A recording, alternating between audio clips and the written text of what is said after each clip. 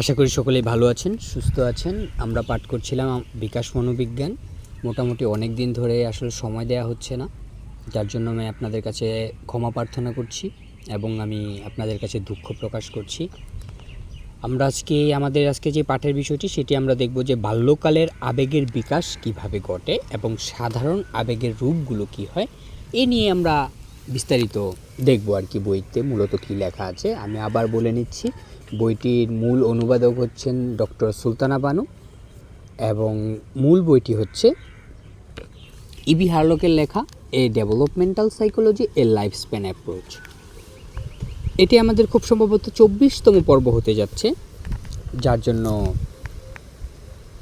আমরা আর বেশি সময় না বাড়িয়ে আমরা পাঠে মনোযোগ দেওয়ার চেষ্টা করি আর কি। বাল্যকালের আবেগের বিকাশ। মেজাজ দেখানো, রাগ করা, উদাসীনতা ইত্যাদি আবেগময় প্রতিক্রিয়া যে সঙ্গী সাথীর পছন্দ নয় তা এ বয়সের বড় বড় ছেলে মেয়ে অল্প দিনের মধ্যেই বুঝতে শেখে। ক্রমশ এও বুঝতে শেখে যে রাগে ফেটে পড়াকে বন্ধুরা ছেলেমি বলে গণ্য করে। একইভাবে ভয় পেয়ে কোনো পরিস্থিতি থেকে সরে গেলে তা কাপুরুষতার পরিচায়ক এবং ঈর্ষাবশত কারো মনে আঘাত করলে তা অখেলোয়াড়ি মনোভাবের পরিচয় বহন করে। সেজন্য বালক বালিকা এ বয়সে নিজেদের আবেগ অন্যের সামনে যাতে প্রকাশ না পায় সে বিষয়ে সচেষ্ট হয়। অবশ্য গৃহে তারা আবেগ নিয়ন্ত্রণ করার তাগিদ অনুভব করে না। সেজন্য প্রায়ই এ বয়সে ছেলে মেয়ে শিশুদের মতো চেঁচামেচি, হইচই, কান্নাকাটির মাধ্যমে সবাইকে ব্যতিব্যস্ত করে তোলে। এরকম পরিস্থিতিতে বয়স অনুযায়ী আচরণ না করার জন্য মা বাবা ছেলে মেয়েদের কটু কথা বললে অথবা কোনো রকম শাস্তি দিলে তাতে আশ্চর্য হওয়ার কিছু নেই। আনন্দ প্রকাশ করাই হচ্ছে বাল্যকালের আবেগ প্রকাশের বৈশিষ্ট্য।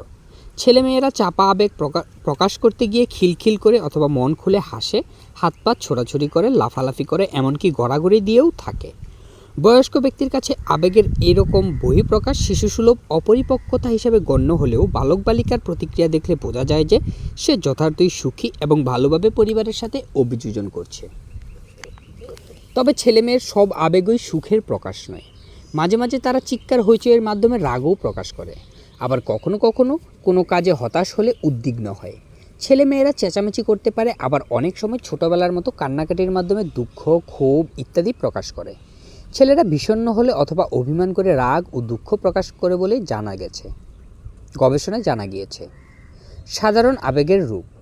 শৈশবের প্রাথমিক পর্যায়ে শিশুদের মধ্যে আবেগের যে বৈশিষ্ট্য দেখা যায়, বাল্যকালেও তা একরকম থাকে। তবে দুটি বয়সের আবেগের মধ্যে দুদিক থেকে পার্থক্য লক্ষ্য করা যায়।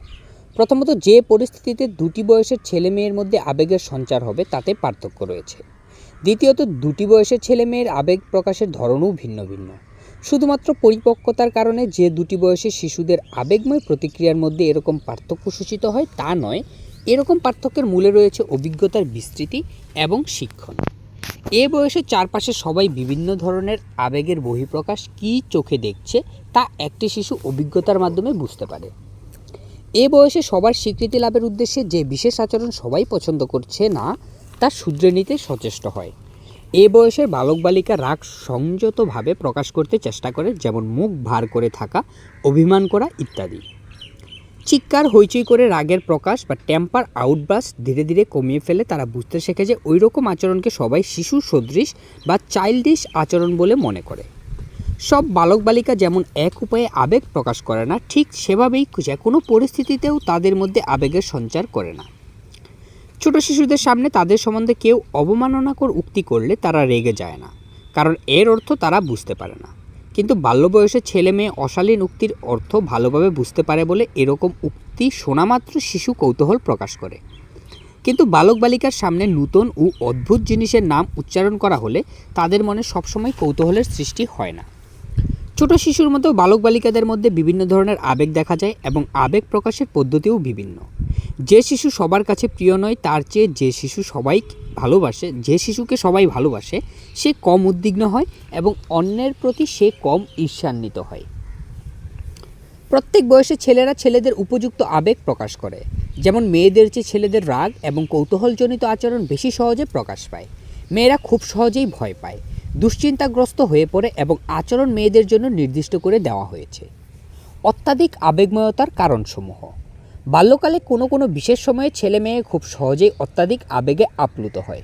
অত্যাধিক আবেগ সমস্যার জন্ম দেয় বলে সবার কাছে তা সুখকর নয়। বিকাশধারার ভারসাম্যহীনতার বা ডিসইকুইলিব্রিয়ামের জন্য ছেলে মেয়ে এভাবে মাঝে মাঝে অত্যাধিক আবেগপ্রবণ হয়, অর্থাৎ সে সময় তাদের আচরণ বস্তুত উপেক্ষা করা হয় এবং তাদের সাথে সহাবস্থান খুব কষ্টকর হয়ে পড়ে। গবেষকদের মতে দৈহিক অথবা পারিবারিক কারণ অথবা একই সাথে দুটি কারণের উপস্থিতিতে এ বয়সে বালক বালিকা অত্যাধিক আবেগপ্রবণ হয়। যেমন শিশুরা অসুস্থ বা ক্লান্ত হলে রেগে যায় অথবা খিটখিটে ভাব দেখায়, তখন সাধারণত তাদের সামলানো কষ্টকর হয়ে পড়ে। বাল্যকাল শেষ হওয়ার অল্প কিছুদিন আগে জননকোষের বা জোনাটস কর্মক্ষমতা বৃদ্ধি পেতে শুরু করলে স্বাভাবিকভাবে আবেগের চরমে পৌঁছে। বাল্যকালে পারিপার্শ্বিক কারণে সৃষ্ট অতিরিক্ত আবেগপ্রবণতা খুব সাধারণ একটি প্রতিক্রিয়া হলেও এর ফলাফল মারাত্মক। নতুন কোনো পরিবেশের সাথে অভিযোজন করা বালক বালিকাদের পক্ষে সবসময় অসুবিধাজনক বলে এ বয়সে ছেলে মেয়ে যখন প্রথম স্কুলে যাওয়া শুরু করে তখনই অত্যাধিক আবেগপ্রবণ হয়। আকাঙ্ক্ষিত স্বাভাবিক জীবনধারার কোনো পরিবর্তন দেখা দিলে, যেমন মা অথবা বাবার মৃত্যু অথবা মা বাবার মধ্যে বিচ্ছেদ, তার অবশ্যম্ভাবী পরিণতি হিসেবে শিশুদের মধ্যে অত্যাধিক আবেগপ্রবণতা দেখা দেবে। তবে বয়ঃসন্ধির পরিবর্তন শুরু না হওয়া পর্যন্ত ছেলে মেয়ে তুলনামূলকভাবে কম আবেগপ্রবণ থাকে। এরকম কম আবেগপ্রবণ হওয়ার কয়েকটি কারণ আছে। প্রথমত, এই সময়ে বাল্যকালে কিভাবে আচরণ করতে হবে সে সম্পর্কে সমাজে কোনো মতদ্বৈততা না থাকার কারণে তারা তাদের করণীয় সঠিকভাবে বুঝতে পারে। দ্বিতীয়ত, বিভিন্ন খেলাধুলার মধ্য দিয়ে সঞ্চিত আবেগ নিঃশেষ করতে পারে। তৃতীয়ত, বিভিন্ন ধরনের নৈপুণ্য অর্জন করার ফলে যে কাজ আগের বয়সে করতে পারতো না এ বয়সে সুষ্ঠুভাবে করতে পারে। ফলে হতাশ বিফলতা এদের জীবনকে তেমন বিপর্যস্ত করতে পারে না। বাল্যকালে আবেগ নিয়ন্ত্রণ ক্ষমতা। আবেগময়তা নিয়ন্ত্রণ করার মাধ্যমে এ বয়সে শিশুরা বুঝতে শেখে যে আবেগ দমন প্রক্রিয়ার স্নায়বিক দুর্বলতা, মানসিক চাপ দেখা দেয় অথবা সামান্য ব্যাপারে রাগে ফেটে পড়তে ইচ্ছে হয়। আর এরকম প্রতিক্রিয়া করলে সবাই মেজাজ খারাপ হয়েছে বলে। আবেগের প্রভাব এ বয়সে শিশুদের কাছে সুখকর নয় বলে কারো নির্দেশনা ছাড়াই তারা নিজে নিজে ভুল ত্রুটির মাধ্যমে বুঝতে শেখে যে খেলাধুলা করে মন খুলে এভাবে আবেগের তাড়না থেকে নিজেকে মুক্ত করতে পেরেছে। এবার তা বুঝতে শিখলে এ বয়সে ছেলে মেয়ের সামনে সামাজিক প্রত্যাশা অনুযায়ী আচরণ করার নতুন পথ উন্মোচিত হয়। আবেগ নিরসনের বিভিন্ন উপায় থাকলেও কোন পদ্ধতি বেশি কার্যকর এবং সবার কাছে বেশি গ্রহণযোগ্য হবে তা ভুল করার মাধ্যমে হলেও বালক বালিকা নিজের চেষ্টায় সেটি আবিষ্কার করে। যেমন সঞ্চিত আবেগ নিরসনের জন্য কান্না একটি উৎকৃষ্ট উপায় হলেও এই বয়সে তারা বুঝতে শেখে যে কান্নার সাথে সবসময় বিষণ্ণতার অনুভূতি মিশে থাকে, যা মানুষের সমস্ত শক্তিকে নিঃশেষ করে দেয়। এছাড়াও তারা বোঝে কান্না হচ্ছে অবোধ শিশুর আচরণ। সেজন্য সবার সামনে না কেঁদে আড়ালে এই বয়সের একটি শিশু কান্নাকাটি করলে অন্যে তার চোখ লাল দেখে বুঝতে পারে সে যে কেঁদেছে। অন্যদিকে পরিশ্রমের সাথে খেলাধুলা করায় অথবা মন খুলে জোরে হেসে ওঠায় কোনো বিরূপ প্রতিক্রিয়া যে হয় না ছেলে মেয়ে তা বুঝতে পারে। ফলে বাল্যকাল শেষ হয়ে এলে বড় ছেলে মেয়ে আবেগ নিরসনের এমন একটি পন্থা খুঁজে পায় যা তাদের অভাব পূরণ করতে এবং সামাজিক প্রত্যাশা অনুযায়ী আবেগের আধিক্য কমাতে সাহায্য করে। আবার এও দেখা যায় যে ছেলে মেয়েরা আবিষ্কার করে যে অন্তরঙ্গ বন্ধুর সাথে ক্রোধ, ভয়, দুঃখ, হতাশা, ঈর্ষা ইত্যাদি অসুখকর অনুভূতি সৃষ্টিকারী পরিস্থিতি নিয়ে বন্ধুদের সাথে আলাপ আলোচনা করলে উপকার পাওয়া যাবে। এভাবে আলোচনার মাধ্যমে আবেগ দমন করার নতুন পন্থা তারা খুঁজে পায়। ফলে আবেগ উদ্রেককারী পরিস্থিতির গুরুত্ব হয় কমে যায়, নয়তো সম্পূর্ণ তা অকার্যকর হয়ে পড়ে। এভাবে আবেগের চাপ কমিয়ে মন হালকা করার প্রয়োজনীয়তা এ বয়সে ছেলে মেয়ে উপলব্ধি করতে পারে। মন হালকা হওয়ার সাথে সাথে দৈহিক উত্তেজনাও কমে যাওয়ার ফলে শিশুরা সামাজিক প্রত্যাশা অনুযায়ী আচরণ করতে পারে। বাল্যকালের বিভিন্ন সামাজিক দল বা গ্যাং এবং সামাজিক আচরণের রূপ। বাল্যকালকে শিশু মনোবিজ্ঞানীরা প্রায়ই দলগত বয়স বা গ্যাং এজ নামে আখ্যায়িত করে থাকেন, কারণ এ বয়সে বালক বালিকার আচরণে বেশ কয়েকটি বৈশিষ্ট্য লক্ষ্য করা যায়। উদাহরণস্বরূপ, ছেলে মেয়ে এ বয়সে অন্যান্য ছেলে মেয়ের সাথে মিলেমিশে কাজ করতে বেশি আগ্রহী হয়। কোনো সমবয়স্ক দলের স্বীকৃতি লাভের জন্যই প্রচণ্ড ইচ্ছা জন্মে, ফলে একা হলেই অসন্তোষ প্রকাশ করে। বালক বালিকা এ বয়সে গৃহে একাকী অথবা ভাই বোনের সাথে খেলা করে সন্তুষ্ট হয় না, অথবা পরিবারের সদস্যদের সাথে কোনো কাজ করে পরিতৃপ্তি বোধ করে না। সমবয়সীদের সাথে মেলামেশার জন্য উদগ্রীব হয় এবং তাদের থেকে বিচ্ছিন্ন হলেই নিঃসঙ্গ ও অসন্তোষ বোধ করে। এ বয়সে এমনকি একজন ছেলে অথবা দুজন বন্ধুর সঙ্গও শিশুর জন্য যথেষ্ট নয়। তারা একদল ছেলে মেয়ের সাথে মিশতে চায়, কারণ অনেকে একত্রিত হলে নিজেদের পছন্দসই খেলা জমে এবং তা উত্তেজনার সঞ্চার করে। স্কুলে যাওয়ার পর থেকে বয়ঃসন্ধি শুরু না হওয়া পর্যন্ত দলের স্বীকৃতি লাভের ইচ্ছা উত্তরোত্তর বাড়তে থাকে। ছেলে এবং মেয়ে জাতীয় শিশুর মধ্যে এ ধরনের বৈশিষ্ট্য সমানভাবে বিদ্যমান। বাল্যকালীন দলের বিশেষত্ব। দল শব্দটি কিশোর অপরাধ প্রবণতার অর্থে বেশি ব্যবহৃত হয় বলে অনেকের কাছে একদল বালক বালিকার অর্থ হচ্ছে অপরাধী অথবা বখাটে দুষ্টু শিশুর একটি দল। মনোবিজ্ঞানী এবং সমাজবিজ্ঞানীদের মতে তরুণ বয়সের দল ও বাল্য বয়সের দলের মধ্যে উল্লেখযোগ্য পার্থক্য বিদ্যমান। সেজন্য বাল্যকালের দল বা গ্যাং সম্পর্কে আলোচনা করার সময় পার্থক্যের কথা মনে রেখে তরুণদের দল থেকে পৃথকভাবে বাল্যকালের দল উল্লেখ করার রীতি প্রচলিত রয়েছে। দুটি বয়সের ছেলে মেয়ের দলের মধ্যে 4টি ক্ষেত্রে উল্লেখযোগ্য পার্থক্য দেখা যায়। প্রথমত, শৈশবের দল গঠনের প্রধান উদ্দেশ্য হলো আনন্দ লাভ করা। বাল্যকালে শিশুরা মূলত খেলার উদ্দেশ্যে দল গঠন করে। বিপরীতভাবে তরুণেরা সামাজিক দলের বাস্তবিক অথবা কাল্পনিক উপেক্ষা প্রতিহত করার উদ্দেশ্যে এবং অন্যকে কষ্ট দেওয়ার পন্থা হিসেবে দল গঠন করে। দ্বিতীয়ত, বাল্যকালে সমবয়স্ক সবার কাছে যেসব বালক বালিকা প্রিয় তাদের নিয়ে দল গড়ে ওঠে। কিন্তু তরুণ বয়সে যারা সমবয়স্ক দলের স্বীকৃতি অর্জন করতে পারে না তারা একত্রে দল গঠন করে, কারণ এভাবে দলবদ্ধ হয়ে এরা সমবয়স্ক যেসব তরুণ তাদের প্রত্যাখ্যান করেছে তাদের বিরুদ্ধে প্রতিশোধ নিতে সচেষ্ট হয়। তৃতীয়ত, বাল্যকালের দল একই জাতীয় শিশু অর্থাৎ হয় শুধু ছেলে নয়তো শুধু মেয়ে নিয়ে গড়ে ওঠে, কিন্তু তরুণদের দলে মেয়ে এবং ছেলে উভয় শ্রেণীর সদস্য দেখতে পাওয়া যায়। চতুর্থত, বালক অথবা বালিকা দলের সব ছেলে অথবা মেয়ে মোটামুটিভাবে একই বয়সের হয়। বিকাশের মাত্রা একরকম হওয়ায় এদের আগ্রহ এবং বিভিন্ন ক্ষমতা মোটামুটি একরকম।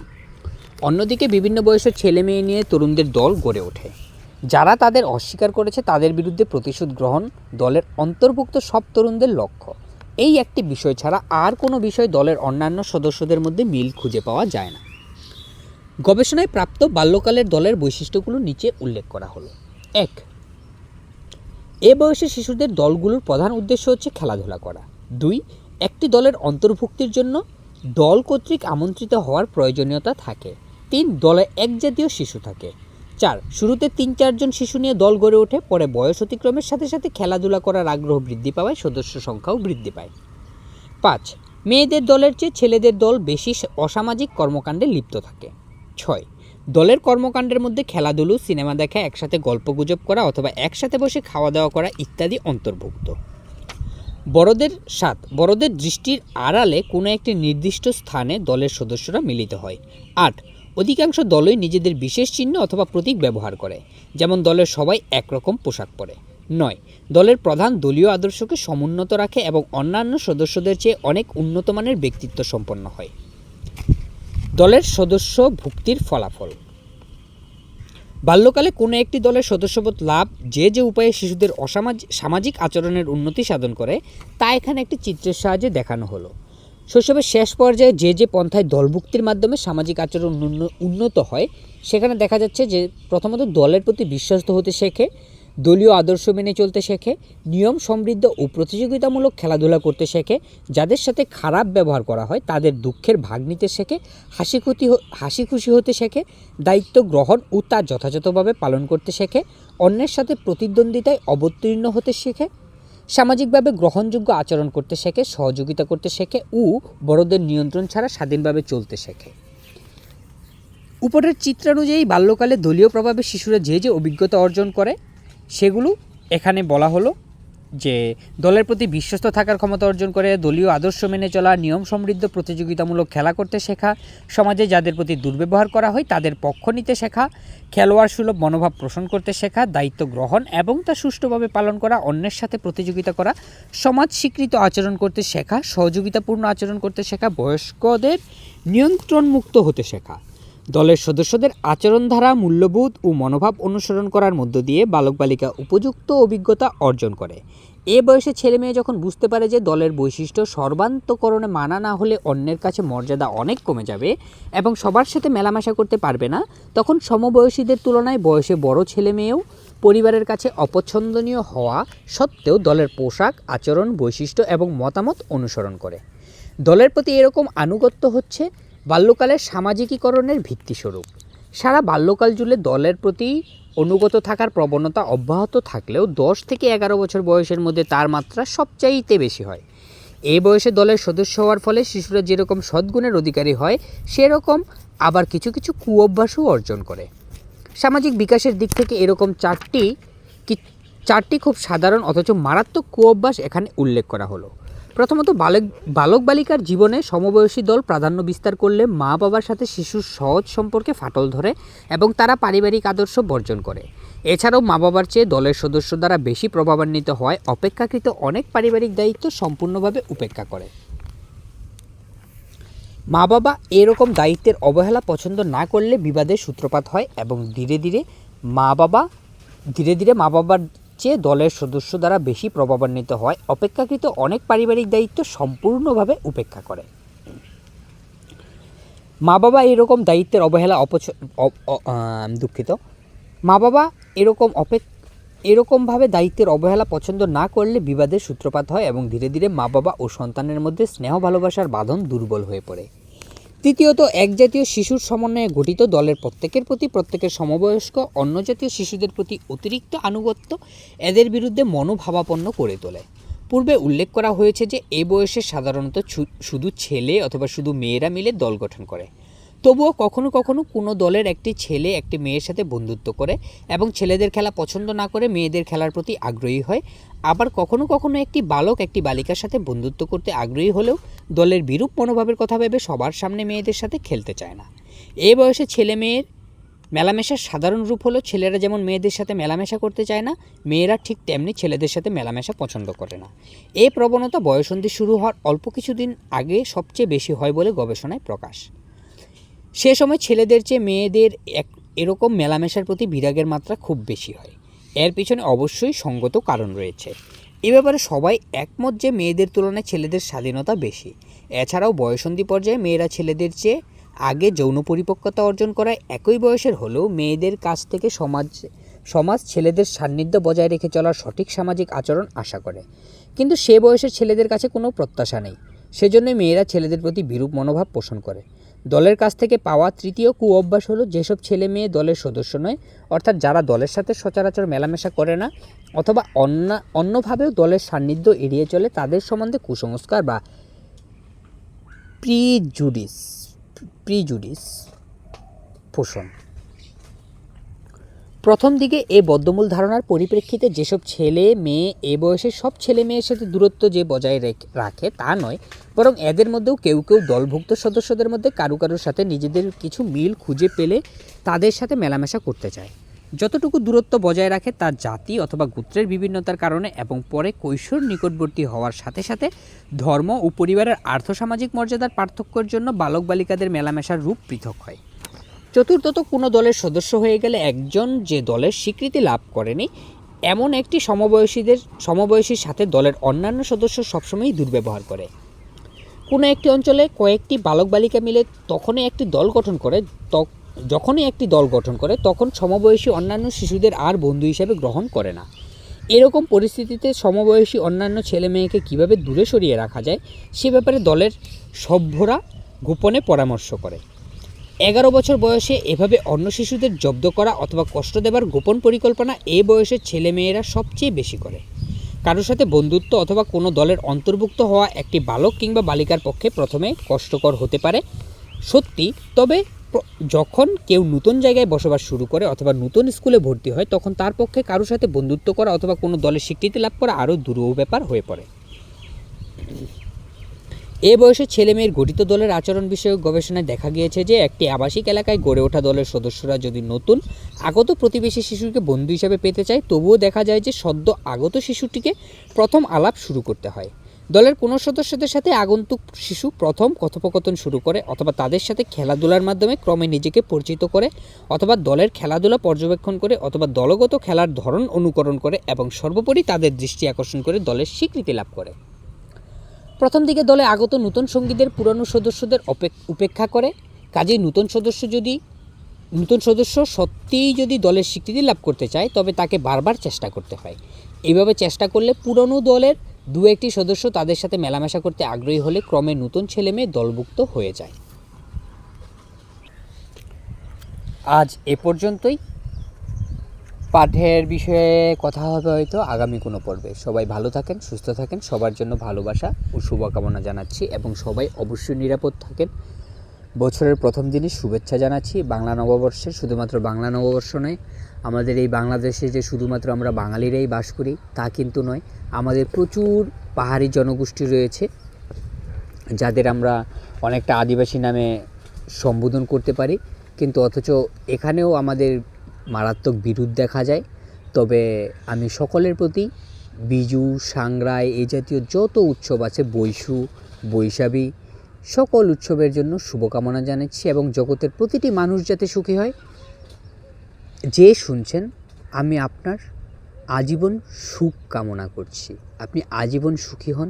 শুধুমাত্র যারা শুনছেন তারা নয়, যারা শুনছেন না, পৃথিবীর সকল প্রাণী সুখী হোক, সকল প্রাণী আনন্দে থাকুক, সকল প্রাণী সুখে থাকুক। সবাই ভালো থাকবেন।